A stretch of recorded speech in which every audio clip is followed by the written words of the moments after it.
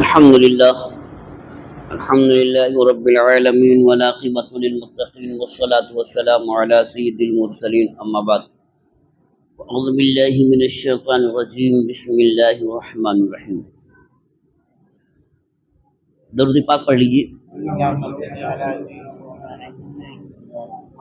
اللهم صل على سيدنا مولانا محمد معدن الجد والكرم عليه وبارك وسلم صلاة وسلام عليك يا رسول الله صلی اللہ تعالی علیہ وسلم. امام غزالی رحمۃ اللہ تعالی علیہ محبت کے بیان میں غلبہ انس کا بیان فرما رہے ہیں. انسیت کا مطلب یہ ہوتا ہے کہ کوئی تنہائی میں ہو، ملنے والا نہ ہو تو دل گھبراتا ہے، بے چینی ہوتی ہے، اور اگر کوئی اپنا ہو اور اپنائیت ہو تو اس کو انسیت کہتے ہیں. اب اللہ کی بارگاہ میں کوئی انسیت حاصل کرے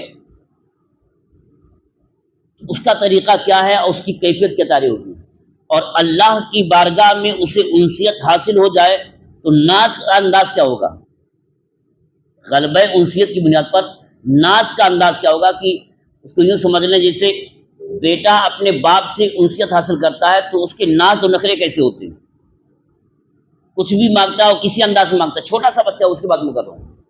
ایسے ہی اللہ کا بندہ اللہ سے جب انسیت حاصل کر لیتا ہے تو پھر اس انسیت کے غلبہ سے اس کی بے تکلفی کیسی ہوتی ہے، اس کا ناز کیسا ہوتا ہے، اس کو سماعت فرماتے ہیں کہ جب انس دائمی غالب اور مستحکم ہو اور شوق کا قلق شوق کی بے چینی اس میں خلل نہ ڈالے اور نہ ہی تبدیلی پیدا کرے اور حجاب کا خوف اس کی زندگی کو میلا نہ کرے، تو اس طرح کا انس اقوال و افعال اور اللہ کے ساتھ مناجات کرنے میں ایک طرح کا انبساط یعنی بے تکلفی پیدا کر دیتا ہے، اور یہ بظاہر ناپسندیدہ ہوتا ہے کیونکہ اس میں جرأت اور ہیبت کی قلت ہوتی ہے. لیکن جو شخص مقام انس پر فائز ہو اس سے یہ برداشت کر لیا جاتا ہے، اور جو اس مقام پر فائز نہیں ہوتا اور فعل و کلام میں اہل انس کے مشابہت کرتا ہے تو وہ اس وجہ سے ہلاک ہو جاتا ہے اور کفر کے قریب پہنچ جاتا ہے. اس کو یوں سمجھ لیں، ایک مثال دیتے ہیں کہ دعا کیسے، کو پہلے وہ بھی سن لیجیے. برخ الاسود کی نرالی دعا، اس کی مثال برخ الاسود کی مناجات ہے، جس کے بارے میں اللہ تعالیٰ نے حضرت سیدنا موسیٰ کلیم اللہ علی نبینا علیہ الصلوۃ والسلام سے فرمایا تھا اس سے جا کر فرماؤ کہ بنی اسرائیل کے لیے بارش کی دعا کرے. یہ اس وقت فرمایا تھا جب بنی اسرائیل 7 سال سے قحط سالی کا شکار تھے، اور حضرت سیدنا موسیٰ کلیم اللہ علی نبینا علیہ السلام 70,000 آدمیوں کے ساتھ نکلے تاکہ ان کے لیے بارش کی طلب کریں. تو اللہ تعالیٰ نے حضرت موسیٰ علیہ السلام کی طرف وہی فرمائی کہ میں ان لوگوں کی دعا کیسے قبول کروں حالانکہ ان پر ان کے گناہوں کی تاریکی چھائی ہوئی ہے، ان کے باطن خبیث ہیں، بغیر یقین کے مجھ سے دعا مانگتے ہیں اور میری خفیہ تدبیر سے بے خوف ہیں. میرے ایک بندے کے پاس جاؤ جس کو برخ کہا جاتا ہے، اس سے کہو کہ باہر نکل کر بارش کی دعا کرے تاکہ میں اس کی دعا قبول کروں. یہ سن کر حضرت سیدنا موسیٰ علیہ السلام نے بنی اسرائیل سے برخ کے بارے میں پوچھا لیکن پتہ نہ چل سکا. ایک دن آپ کسی راستے پر جا رہے تھے کہ اچانک سامنے سے ایک حبشی غلام آ رہا تھا. اس کی دونوں آنکھوں کے درمیان سجدہ کی مٹی لگی ہوئی تھی، ایک چادر گلے سے بندھی ہوئی تھی. حضرت سیدنا موسیٰ علیہ السلام نے اللہ کی عطا کردہ نور سے اس کو پہچان لیا. آپ نے اسے سلام کیا کر کے پوچھا تمہارا نام کیا ہے؟ اس نے کہا میرا نام برخ ہے. آپ نے فرمایا ایک مدت سے تم ہمیں مطلوب تھے، اب چلو ہمارے لیے بارش کی دعا کرو. چنانچہ اس نے باہر نکل کر یوں دعا مانگی، الہی نہ یہ تیرا کام ہے اور نہ یہ تیرا حلم ہے، پھر ایسا کیوں ہے؟ کیا تیرے پاس چشمے کم ہو گئے، یا ہواؤں نے تیری اطاعت سے انکار کر دیا، یا تیرے خزانے ختم ہو گئے، یا گنہگاروں پر تیرا غضب شدید ہو گیا؟ کیا تو خطا کاروں کو پیدا کرنے سے پہلے ہی غفار نہ تھا؟ تو نے رحمت کو پیدا کیا اور مہربانی کا حکم دیا، یا یہ دکھاتا ہے کہ تو نے ہمیں چھوڑ دیا ہے، یا تجھے مخلوق کے بھاگ جانے کا خوف ہے اس لیے عذاب میں جلدی فرماتا ہے؟ برخ الاسود اس طرح کی باتیں کرتا رہا حتیٰ کہ بنی اسرائیل بارش سے تر ہو گئے۔ اللہ نے آدھے دن میں گھاس کو اگا دیا، اتنا بڑا کر دیا کہ گھٹنوں تک پہنچ گئی۔ جب برق واپس ہونے لگے تو حضرت سیدنا موسیٰ علیہ السلام اس کے سامنے آئے تو اس نے کہا، آپ نے دیکھا کہ میں نے اپنے رب کے ساتھ کیسا جھگڑا کیا اور اس نے کیسے میرے ساتھ انصاف کیا؟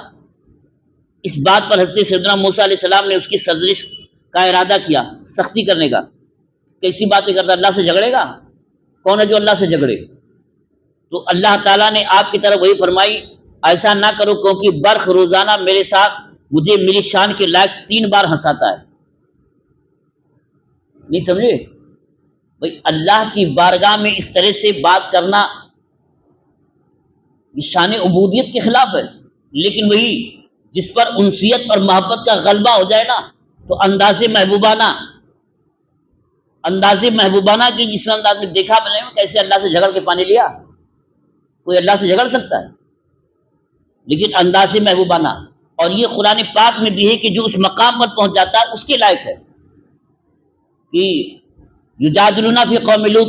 حضرت ابراہیم کے بارے میں ہے کہ اللہ تعالیٰ نے فرمایا کہ ابراہیم مجھ سے قوم لوط کے بارے میں جھگڑنے لگا۔ جھگڑا کوئی نہیں کر سکتا ہے، لیکن انداز محبوبانہ۔ تو اسی کو نے کہا کہ کسی پر اگر انسیت کا غلبہ ہو جائے تو پھر وہاں ناز بھی ہوتا ہے، اور ناز سے پیدا ہونے والی بے تکلفی بھی ہوتی ہے۔ اب یہ جو کلام آپ نے سنا دعا کرنے کا، اس پر تو عام آدمی کرے تو بہت سخت حکم لگ سکتا ہے۔ اور یہ کہنا کہ دیکھا آپ نے کہ میں نے اللہ سے کیسے جھگڑا کیا، کوئی کہتے کہ میں اللہ سے جھگڑوں گا کافر ہو جائے گا، اسلام سے خارج ہو جائے گا۔ یہی وہ مثال دینا چاہتے ہیں کہ غلبہ انس سے پیدا ہونے والی بے تکلفی یہ ظاہر ہو جاتی ہے، اور اس پر کوئی مواخذہ بھی نہیں ہوتا ہے، لیکن جو اس مقام کا اہل ہے اسی کے لیے زیب دیتا ہے، ہر ایک کو نہیں۔ ایک حکایت بیان فرما رہے، ابھی سن لیجیے۔ اللہ تعالیٰ قسم کو پورا کرتا ہے۔ اس سلسلے میں روایت ہے کہ حضرت سیدنا حسن بصری رحمۃ اللہ تعالیٰ علیہ بیان کرتے کہ ایک مرتبہ بصرہ میں کچھ جھوپڑیاں آگ سے جل گئیں، لیکن ان کے درمیان ایک جھوپڑی سلامت رہی۔ ان دنوں حضرت سیدنا ابو موسیٰ اشعری رضی اللہ تعالیٰ عنہ بصرہ کے امیر تھے، یہ صحابی رسول ہیں، بصرہ کے امیر تھے۔ آپ رضی اللہ تعالیٰ عنہ کو جب اس کا پتہ چلا تو اس جھوپڑی کے مالک کو بلوا بھیجا۔ چنانچہ ایک بوڑھے شخص کو لایا گیا تو آپ نے اس سے فرمایا، شیخ کیا وجہ ہے کہ تمہاری جھوپڑی کو آگ نہیں لگی؟ اس نے جواب دیا، میں نے اپنے رب کو قسم دی تھی کہ اس کو نہ جلائے۔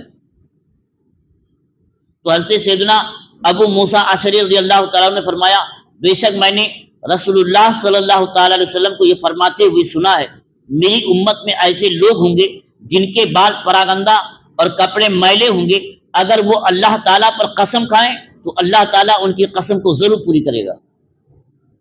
اب دیکھیے یہاں پر قسم کھانے کی، میں قسم دیتا ہوں، ایسا نہیں ہونا چاہیے۔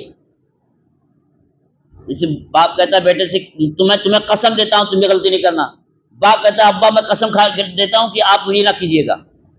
تو کسی کو قسم دینا گویا جبر کی بات ہوتی ہے، اور یہاں بندہ رب کی بارگاہ میں قسم دے رہا ہے کہ اللہ کی بقا قسم ہے، اللہ ایسا نہیں ہو۔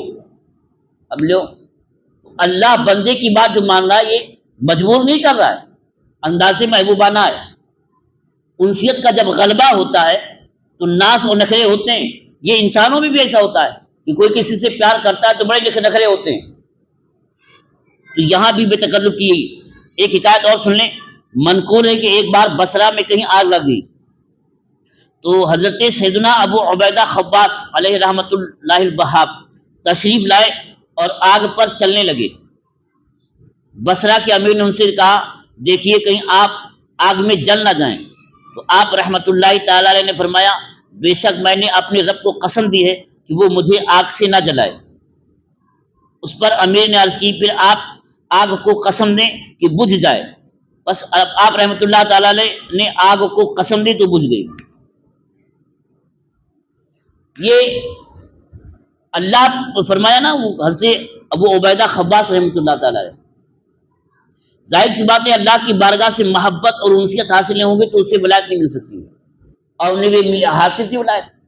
انہیں قسم دے دیا مولا آگ نہ جلائے، تو آگ کے اوپر چل رہے ہیں، آگ نہیں جلا رہی.